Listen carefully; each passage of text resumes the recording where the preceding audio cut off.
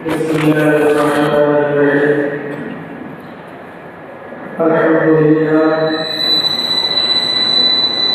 الحمد لله الذي وحده، الحمد لله وحده، والصلاة والسلام على من لا نبي بعده، وصلى الله عليه وعلى آله وسلم تسليما كثيرا كثيرا. أما بعد، معزز سامعین، قابل احترام بزرگوں، نوجوان دینی ساتھیوں اور بھائیوں، پچھلے ہفتے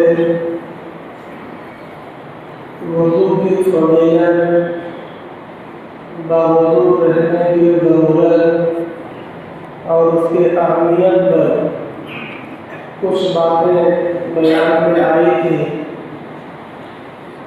اسی سلسلے کو آگے بڑھاتے ہوئے آج یہ بات عرض کرنا ہے کہ وضو جب مفتاح الصلاۃ ہے، نماز کی کنجی ہے، تو پھر وضو کو سیکھ کر کرنا ضروری ہے.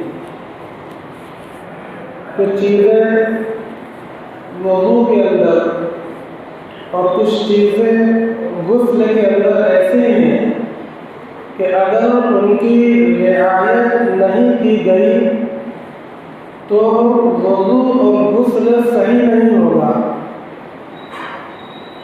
اور جب صحیح نہیں ہوگا تو اس کے بعد جو نمازیں پڑھی جائیں گی وہ نماز بھی صحیح نہیں ہوگی،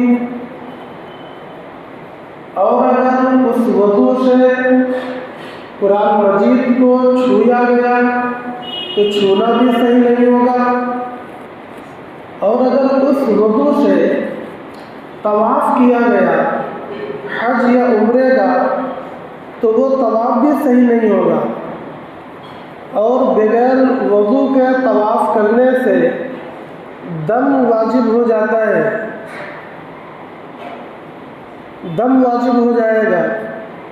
اس لیے یہ ضروری ہے کہ ہم جس طریقے سے نماز کے مسائل کو سیکھتے ہیں اسی طریقے سے وضو اور غسل کے مسائل کو بھی سیکھیں اور خوب اچھے طریقے سے سیکھیں.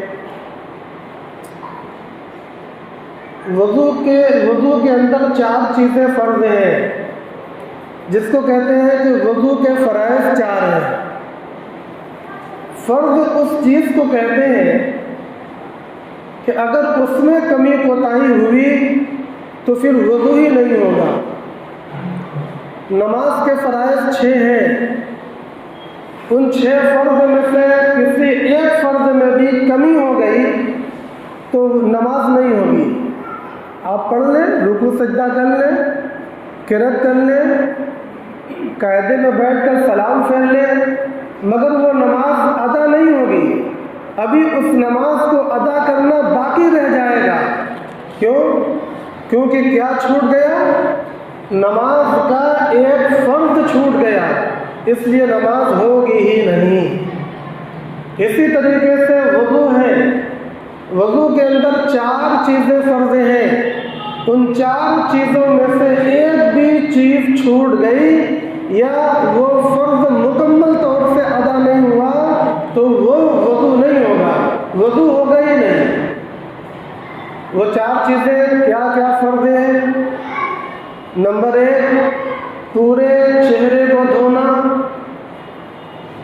اور نمبر 2، دونوں ہاتھ کہنیوں سمیت دھونا، اور نمبر 3، چوتھائی سر کا مسح کرنا، اور نمبر 4، دونوں پیروں کو گٹوں سمیت دھلنا. یہ موٹے الفاظ میں 4 چیزیں یہ فرض ہیں. اب پورا چہرہ کس کو کہتے ہیں؟ پورے چہرے کی حد کیا ہے؟ اس کی تفصیل میں یہ بتایا جاتا ہے کہ پورے چہرے کی حد یہ ہے کہ اوپر یہ جو ماتھا ہے، ماتھے کے اوپر پیشانی ہے، اور پیشانی کی جڑ سے یہ بال نکلا ہوا ہے. پیشانی کی جڑ سے بال نکلتا ہے تو جہاں سے بال نکلتا ہے اس کے سٹے سے لے کر، اسی کو کہتے ہیں کہ پیشانی کے بال سے لے کر تھوڑی کے نیچے تک یہ جو ہڈی ہے داڑھی والی، اس کو تھوڑی اور ٹھڈی دونوں الفاظ کہتے ہیں. آپ جو چاہے کہہ لیں. ٹھڈی کے نیچے تک، یہ ٹھڈی کے نیچے آپ چھوئیں گے تو ایک جگہ ہڈی ختم ہو جاتی ہے اور یہاں پر نرم حصہ آ جاتا ہے. تو جہاں تک ہڈی ہے وہاں تک دھلنا فرض ہے، اور جہاں ہڈی ختم ہو کر نرم حصہ آ گیا پھر وہاں پر فرض مکمل ہو گیا. تو ذرا بڑھا کر دھل لیا جاتا ہے کیونکہ آگے بڑھا کر دھل لینا سنت ہے، تو ہم سنت پر بھی عمل کر لیتے ہیں. مگر بہرحال جو ہڈی ہے، تھوڑی کی ہڈی ہے، اس کو دھلنا یہ فرض ہے. یہ چہرہ ہو گیا اوپر سے نیچے تک. اب دائیں سے بائیں تک کہاں ہے؟ ایک کان کی لو سے لے کر دوسرے کان کی لو تک. یہ مکمل چہرے کی حد سامنے آ گئی. اتنا دھلنا فرض ہے. اس میں دو چیزیں میں توجہ دلانا چاہتا ہوں. جن کے ابھی داڑھیاں نہیں نکلی ان کو کان کے بعد، کان کے پاس یہ والا حصہ، ان کے لیے کوئی مسئلہ نہیں ہے، وہ پورا دھلتے دھلا جاتا ہے. مگر جن کو داڑھیاں نکل گئی تو یہ خط سے سیدھی داڑھی آ کر نیچے کی طرف مل جاتی ہے، اور یہ والا حصہ جو کان اور خط کے بیچ میں ہے اس کو دھونے میں اہتمام کرنے کی ضرورت ہے.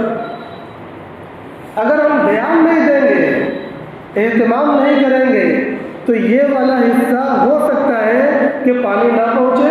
اور میں نے شروع میں بتلایا کہ اگر فرض کے اندر کوئی کمی اور کوتاہی رہ جائے گی تو بھی وہ چیز نہیں ہوگی، وضو نہیں بنے گا ہی نہیں.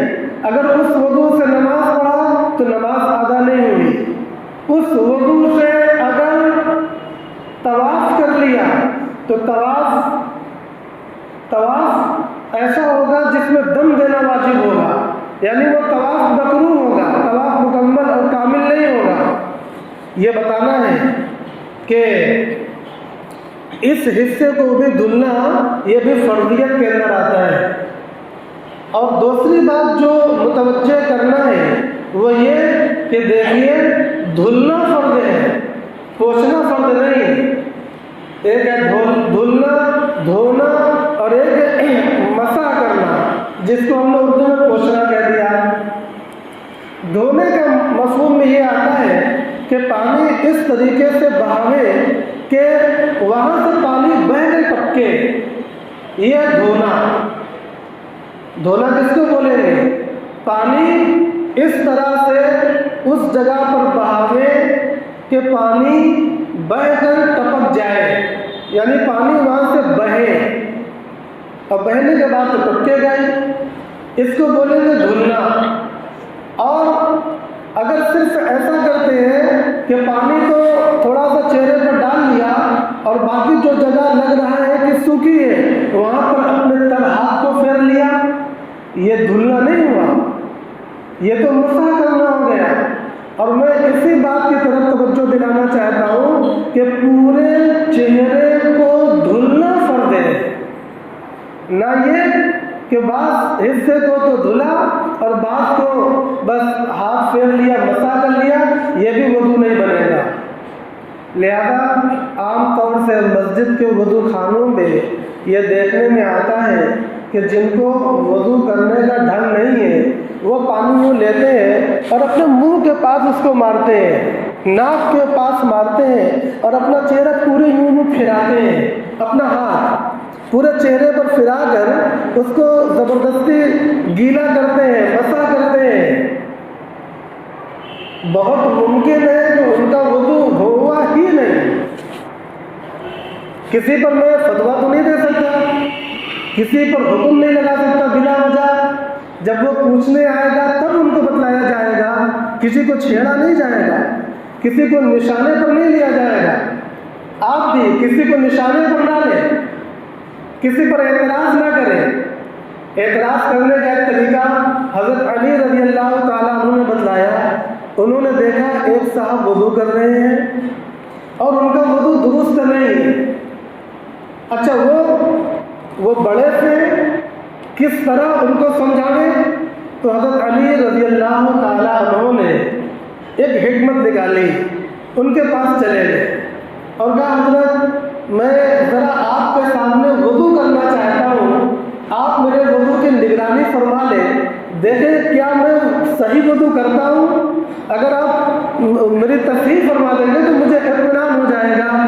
حضرت بہت خوش ہو گئے کہ بہت اچھی بات۔ چنانچہ حضرت علی رضی اللہ تعالیٰ عنہ نے ان کے سامنے وضو کیا، فرائض، شرائط، سنتیں، آداب کی رعایت کر کے انہوں نے دیکھا اور کہا بہت اچھا وضو کیا، اور اس میں انہوں نے اپنی اصلاح بھی کر لی۔ وہ سمجھ گئے کہ کہاں مجھ سے کمی ہو رہی تھی۔ بعد میں جب وہ وضو کرنے جاتے تھے تو حضرت علی رضی اللہ تعالیٰ عنہ کی ہی روایت ہے کہ ان کا وضو درست ہو گیا۔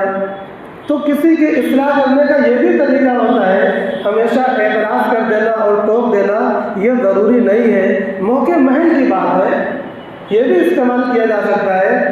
بہرحال یہ ہمیں کرنا ہے کہ مسجد کے وضو خانوں میں یہ عام طور سے دیکھنے کو ملتا ہے کہ جو چہرے پر پانی ڈالتے ہیں تو اس طرح ڈالتے ہیں کہ آدھے چہرے پر تو پانی بہہ کر ٹپکا اور پیشانی کی طرف پانی بہہ کر نہیں ٹپکا، بلکہ اپنے تر ہاتھ کو پھیر کر اس کو بھگا لیا۔ تو ایسے نہیں کرنا ہے، بلکہ پانی کو لے کر اوپر کی طرف سے ڈالیں، پیشانی کی طرف سے ڈالیں، خوب اوپر کی طرف سے، تاکہ پانی نیچے کی طرف بہے اور ہر طرف بہہ کر ٹپکے۔ اسی لیے 3 بار سنت قرار دے دیا گیا ہے کہ کہیں کوئی کمی کوتاہی رہ جائے تو نفل اور سنتیں یہ تکمیل فریضہ کے لیے ہیں، وہ فرض مکمل ہو جائے۔ یہ چہرے کا دھلنا ہو گیا، دونوں ہاتھوں کو کیولیوں سمیت دھلنا یہ بھی فرض ہے۔ اب وہ اس کی جو کیفیت ہے وہ ابھی بیان نہیں کی جا رہی، وہ سنت ہے۔ ابھی میں نے چہرے کی بھی کیفیت، چہرے کا تو بہرحال بات آ گئی، مگر چہرے میں ناک بھی ہے، چہرے میں منہ بھی ہے، اس کی ابھی کوئی بات نہیں آئی، کیونکہ یہ سنتیں ہیں، ابھی فرائض کی بات چل رہی ہے۔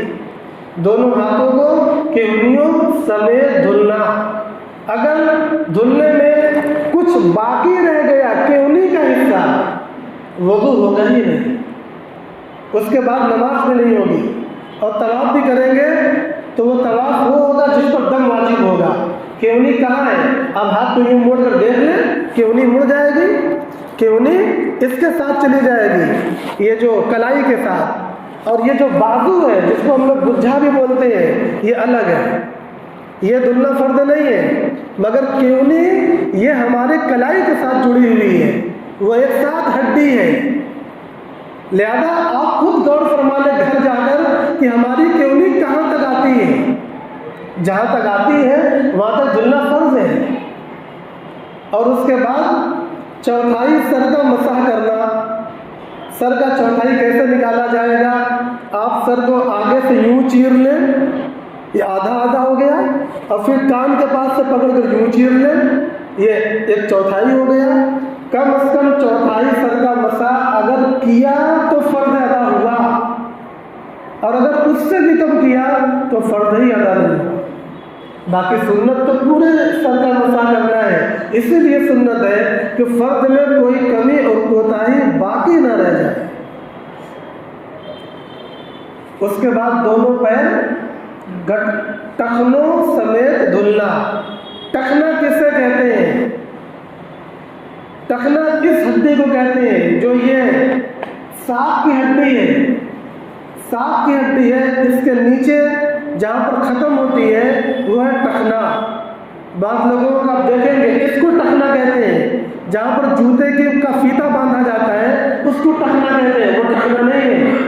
عربی میں اس کو کعب کہتے ہیں، اور ٹخنا یہ نکلی والی ہڈی ہے۔ تو ٹخنوں سمیت دھلنا ہے۔ یہ ہو گیا وضو کے فرائض۔ یہ فرائض اتنے ضروری ہیں اگر اس میں کمی کوتاہی ہو گئی تو وضو بنے گا ہی نہیں۔ اس لیے اس 4 فرض کو حفظاً بھی یاد رکھا جائے، بچوں کو بھی حفظ کرایا جائے، اور مسجد سے سننے کے بعد گھر جا کر عورتوں کو بھی بتایا جائے کہ بھائی وضو کے اندر 4 چیزیں فرض ہیں، اور وہ 4 یہ ہے، اور فرض کی یہ اہمیت ہے۔ یاد کرانے سے ایک تو ان کو یاد ہو جائے گا، مگر اس سے بڑا فائدہ یہ ہوگا کہ آپ کو زیادہ پختہ یاد ہو جائے گا اور بات آپ کو زیادہ سمجھ میں آ جائے گی۔ وضو کے فرائض کی بات آ گئی، اب وضو کی سنتیں۔ وضو کے سنتوں میں کئی ایک چیزیں ہیں، یہ تو بعد میں بتلایا جائے گا کون کون ہیں۔ وضو کی سب سے پہلی اور سب سے اہم ترین سنت وہ استنجا کرنا ہے۔ ایک مرتبہ میں نے اسی مسجد پر یہی جملہ بتلایا تھا کہ وضو کی سنت استنجا کرنا ہے، تو کچھ ساتھیوں کو اعتراض ہوا کہ بھی وضو کی سنت میں ہم نے کبھی استنجا سنا نہیں۔ چنانچہ انہوں نے رابطہ کیا، انہوں نے دوسرے علماء کے پاس بھی گئے، مگر جب تحقیق کی گئی تو یہی بات صحیح نکلی۔ علماء نے لکھا ہے، بڑی بڑی کتابوں کے اندر لکھا ہے، وَمِن سُنَنِ الْوُضُوءِ الْإِسْتِنْجَاءُ، وضو کی سنتوں میں استنجا کرنا بھی ہے۔ لہذا اس چیز کو ذہن میں رکھیں، ایسا کیوں ہے؟ وضو کی سنتوں میں استنجا کرنا کیوں ہے؟ کیوں؟ اس لیے کہ وضو کیوں کریں گے؟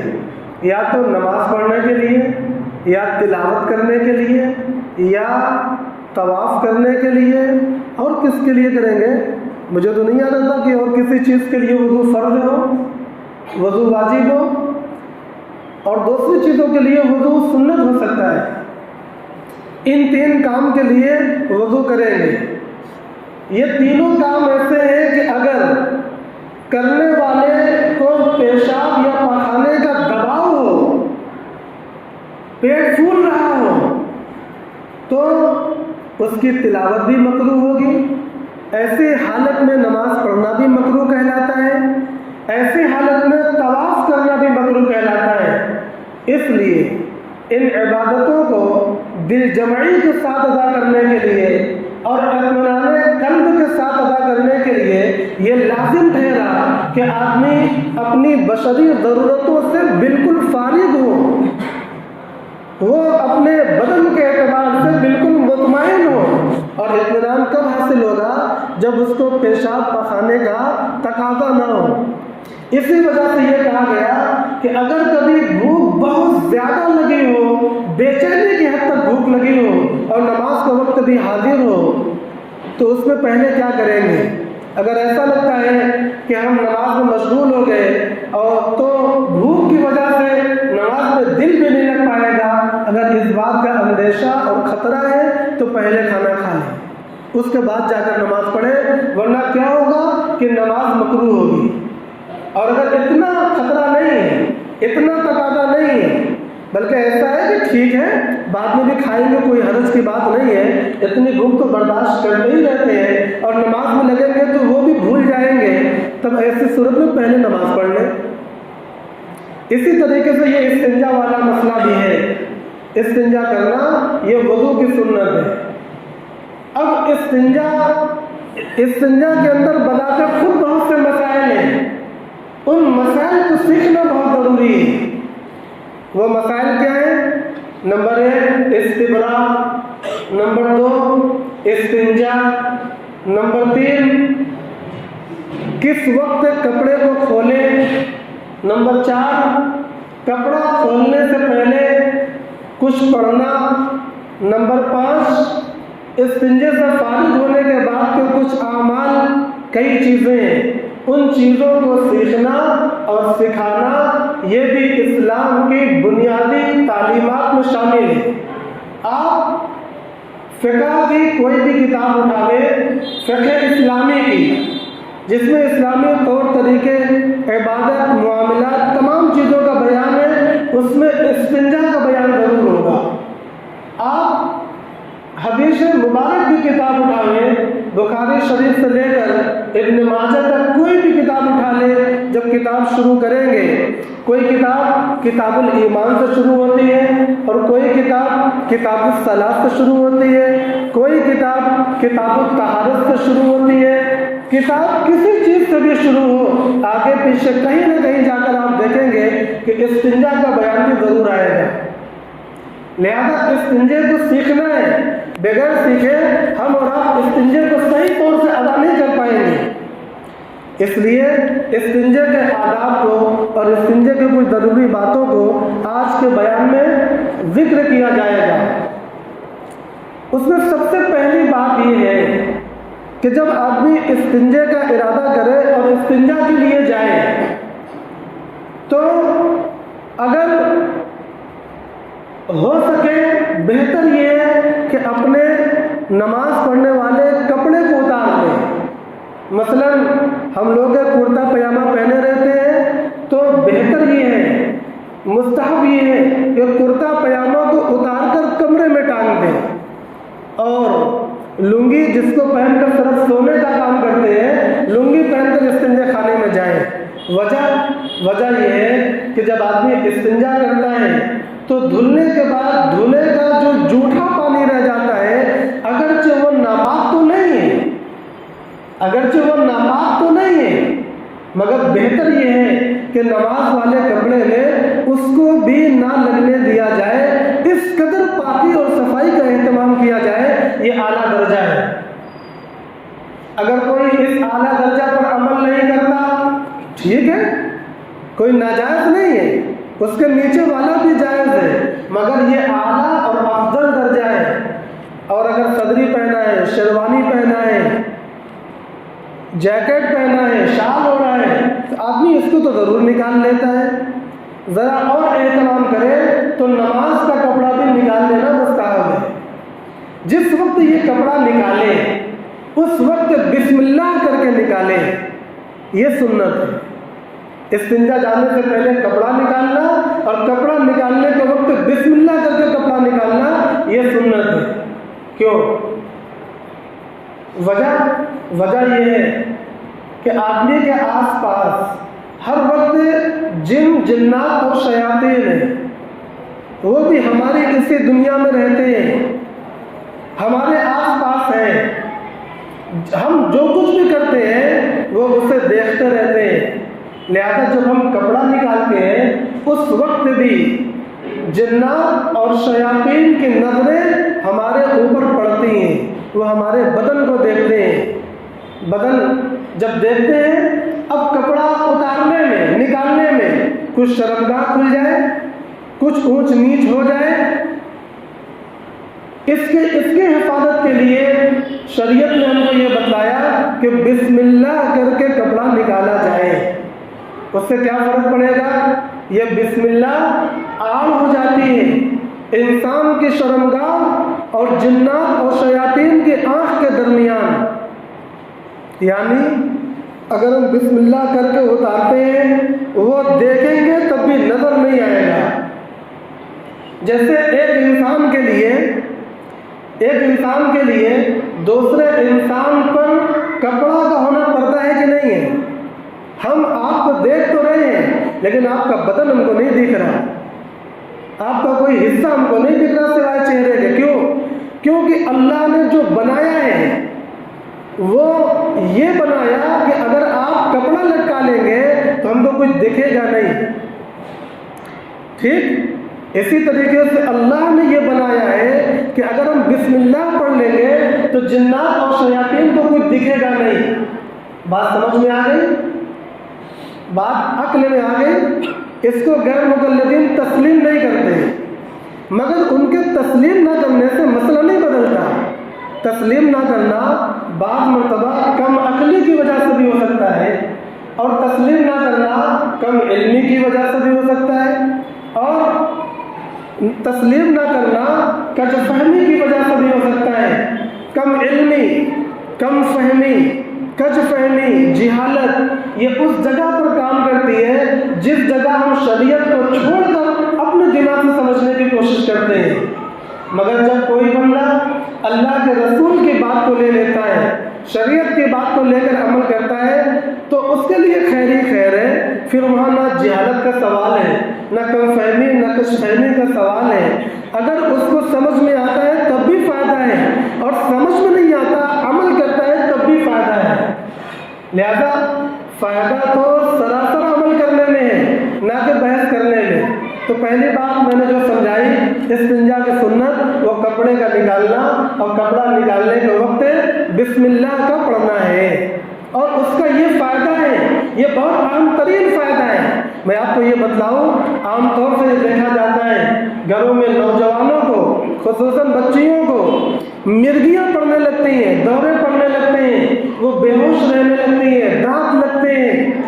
اس کے جو بھی اسباب ہوتے ہوں، طبی میڈیکلی جو بھی اسباب ہوتے ہوں، اس میں ایک بنیادی سبب یہ بھی ہے کہ جن اور جنات اس کو تاک لیتے ہیں اور اس کے دماغ کے ساتھ پھر کھلواڑ کرتے ہیں اور اس دماغ میں جنون کو طاری کرتے ہیں. لہذا آدمی مجنونوں والی حرکت کرنے لگتا ہے.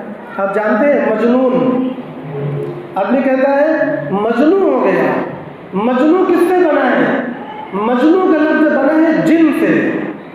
مجنون کا روٹ ورڈ ہے جن، یعنی جنون اور مجنون پنا یہ جن کی وجہ سے پیدا ہو جاتا ہے. اور جن کب قابو پاتا ہے؟ جن ویسے عام حالات میں بھی آپ پر قابو پا سکتا ہے، مگر دو وقت بہت زیادہ قابو پانے پر قادر ہوتا ہے. وہ دو وقت کون ہے؟ ایک، یا تو آپ اس کی جگہ پر جائیں، اور وہ ہے گندگی کی جگہ، کوڑا کھانا، گندگی کھانا، یا بیت الخلا یا نہانی، جس میں عموماً پورا کپڑا کھول دیا جاتا ہے اور آدمی اپنی نجاست میں اس میں پاک کرتا رہتا ہے. یہ ہے ان کی جگہیں. اسی طرح ویرانے، اسی طرح صحرا، جنگل، یہ جن جنات اور شیاطین کی جگہیں ہیں. یا دوسرا موقع، آدمی اپنے بدن کو کھولے اور اللہ سے وہ پناہ طلب نہ کرے، یعنی دعا پڑھے بغیر اپنے بدن، اپنی شرمگاہ کو کھول دے. یہی دو موقع ہیں جس میں جنات اور شیاطین انسانوں پر زیادہ قابو پا لیتے ہیں. لہذا بہت سے نوجوان پریشان ہیں، بہت سی بچیاں پریشان ہیں. وجہ کیا ہے؟ وہ سنتوں کا اہتمام نہیں کرتی، اور نہ ہم ان سے کرواتے ہیں، نہ ہم ان کو سکھلاتے ہیں، نہ بتلاتے ہیں. ہم بھی بے پرواہ، وہ بھی لاپرواہ. لہذا شیطان کا شکار ہو گئے. جنات نے ان کو تاک لیا، اب وہ مجنون کی طرح کی حرکت کرتے ہیں، دیوانی ہیں، بے ہوش رہتے ہیں، بیمار رہتے ہیں، خون برابر کم ہوتا رہتا ہے. رفتہ رفتہ بہت سے بچے پاگل بھی ہوتے ہیں. یہ ساری چیزیں تجربے اور مشاہدے میں. لوگ کیا کرتے ہیں؟ پھر علماء کو تلاش کرتے ہیں، پانی پر دم کرواتے ہیں، تعویذ بنواتے ہیں. یہ تو بعد کے مراحل ہیں. شروع کے مراحل یہ ہے کہ سنتوں پر اہتمام کیا جائے اور ان بیماریوں سے محفوظ رہا جائے. یہ عظمت والی بات ہے. اس لیے ضروری ہے کہ کپڑا کھولنے کے وقت جب بھی ہم اپنا کپڑا نکالیں، رات میں، دوپہر میں، اس کے علاوہ بھی ہمیشہ بسم اللہ کر کے کپڑا نکالیں، اور بائیں ہاتھ سے پہلے نکالیں. یہ بھی سنت ہے. اچھا، کپڑا نکالنے کے بعد اب اگلی سنت کیا ہے کہ بیت الخلا میں داخل ہونا ہے. داخل ہونے میں کس پیر سے داخل ہونا ہے؟ یاد ہے آپ کو؟ داہنے پیر سے داخل ہونا ہے. اور کس پیر سے نکلنا ہے؟ بائیں پیر سے. کیا یہ صحیح ہے؟ جی، عموماً آدمی کرتا صحیح ہے، مگر بتلانے کے وقت یہ غلطیاں ہوتی ہیں. آپ فارمولہ یاد کر لیں، نسخہ یاد کر لیں، لہذا بتلانے کے وقت بھی غلطی نہیں ہوگی. جب اچھی جگہ جائیں گے تو داہنے پیر کا استعمال کریں گے. لہذا مسجد میں جاتے ہیں، کون سا پیر پہلے؟ داہنا. گھر میں جاتے ہیں، کون سا پیر پہلے؟ داہنا. اچھی جگہ داخل ہوں گے تو داہنا پہلے. بیت الخلا اچھی جگہ ہے، یہ گناہ کی جگہ تو نہیں ہے، مگر یہ خوب پاک جگہ نہیں ہے، خوشبو کی جگہ نہیں ہے، ایسی جگہ نہیں ہے جہاں بیٹھ کر ہم اللہ اللہ اللہ کر سکے، یہ ذکر کر ایسی جگہ جہاں ذکر بھی نہیں کر سکتے۔ لہذا قطعہ زمین میں یہ بہت اچھی جگہ نہیں ہے، وہاں مجبور ہم ہو جاتے ہیں۔ ایسی جگہ پر فارمولہ کیا ہے کہ جب بھی جائیں گے تو مسجد کے الٹ بایاں پیر پہلے داخل کریں گے۔ اچھا، جب بیت الخلا سے نکلتے ہیں، اس وقت جب نکلتے ہیں تو کہاں پیر رکھتے ہیں؟ بیت الخلا کے باہر۔ وہ اس سے بہتر جگہ ہے۔ بیت الخلا کے جگہ کے اندر، بیت الخلا کے اندر کی جگہ اور بیت الخلا کے باہر کی جگہ، اس میں افضل کون ہے؟ باہر کی۔ لہذا جب بہتر جگہ پر جائیں گے، اب پہلے کون سا پیر باہر نکالیں گے؟ جواب حاضر ہے، داہنا پیر، کیونکہ یہ جگہ افضل ہے۔ اس فارمولے کو اگر آپ یاد کر لیں گے، کبھی بتلانے میں بھی مسٹیک نہیں ہوگی۔ بیت الخلا میں جانے سے پہلے کی دعا بتلائی گئی ہے۔ وہ دعا کیا ہے؟ دعا کے الفاظ الگ الگ ہو سکتے ہیں، مگر سب کا حاصل ایک ہے، اللہم انی اعوذ بک من الخبث والخبائث، یا پڑھیں اعوذ باللہ من الخبث والخبائث، یہ پڑھ لیں وہ پڑھ لیں۔ الفاظ میں تھوڑا فرق ہے، معنی میں کوئی فرق نہیں ہے، مگر اس کے ساتھ ایک چیز اور لگایا جاتا ہے، بسم اللہ، بسم اللہ اعوذ باللہ من الخبث والخبائث، یہ ہے مکمل دعا۔ بسم اللہ اللہم انی اعوذ بک من الخبث والخبائث، یہ ہے مکمل دعا۔ یعنی جو دعا آپ پہلے سے یاد رکھ چکے ہیں اس میں بسم اللہ بڑھائیں۔ کیوں؟ وجہ وہی، بسم اللہ یہ آڑ ہے، بسم اللہ یہ آڑ ہے، لہذا آڑ کو استعمال کریں۔ اور اعوذ باللہ من الخبث والخبائث یہ ایک دوسری آڑ ہے۔ یہ اس وجہ سے ہے کہ وہ نہ آپ کو بسم اللہ کریں گے، جب بسم اللہ کریں گے تو شیطان اور جنات کو آپ کی شرمگاہ نظر ہی نہیں آئے گی، اور جب اعوذ باللہ من الخبث والخبائث پڑھ لیں گے تو اب وہ بغیر دیکھے بھی اگر آپ کو نقصان پہنچانا چاہیں تو بھی نقصان نہیں پہنچا پائیں گے۔ لہذا ان کا پڑھنا شریعت کی نظر سے آپ سوچیں کتنا ضروری ہے، اس کو پڑھنے کی عادت ڈالیں۔ دوسری بات جو استنجا کے لیے ضروری ہے کہ ہم استنجا کے لیے اپنا کپڑا کب اٹھاویں۔ عام طور سے مسجدوں کے جو بیت الخلا ہوتے ہیں اس میں تو پلے بھی نہیں ہوتے، اور استنجا کرنے والا اتنا لاپرواہ بندہ ہوتا ہے، وہ کھڑے کھڑے پوری لنگی اٹھا کر اس کے بعد بیٹھتا ہے، اور بیٹھتے بیٹھتے سارے کرم اس میں ہو جاتے ہیں۔ عموماً یہ کیا ہے بھئی، ہمیں کیا ہے، ہمیں کیا حکم ہے؟ اگر کبھی غلط جگہ نظر پڑ جائے تو نظر کو جھکا لیں، پڑ گئی، مگر نظر کو جھکا لیں، ہم نے اپنا فرض ادا کر دیا اور یہ کرنا ہے۔ یہی حکم شرمگاہ کا بھی ہے، یہی حکم لڑکی پر نظر پڑ جانے کا ہے، یہی حکم تصویر پر نظر پڑ جانے کا ہے۔ پڑ گئی نظر جھکا لیں، لہذا ہم گناہ سے اور عند اللہ معبود ہونے سے بچ گئے۔ لیکن وہ بندہ جو بیٹھتے بیٹھتے سارے گناہ کا مرتکب ہو رہا ہے، وہ کہاں بچ پایا؟ اس کو بھی بچنا ہے۔